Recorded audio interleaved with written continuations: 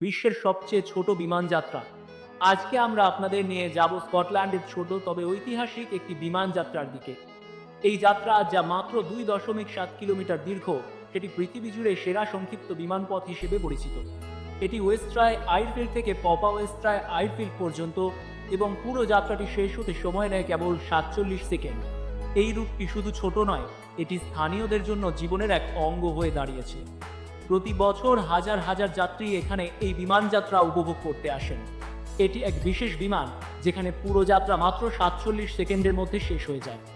অনেকেই এই বিমান যাত্রাকে এক রকমের অভিজ্ঞতা মনে করেন, যেখানে আকাশে থাকার সময় অত্যন্ত কম হলেও তা অত্যন্ত রোমাঞ্চকর। কিন্তু প্রশ্ন হতে পারে, এমন ছোট বিমান যাত্রা কেন এত জনপ্রিয়? এর পেছনে রয়েছে সেই ঐতিহাসিক প্রয়োজন, যেহেতু এই ছোট রুটটি দ্বীপবাসীদের জন্য মূল যোগাযোগ মাধ্যম।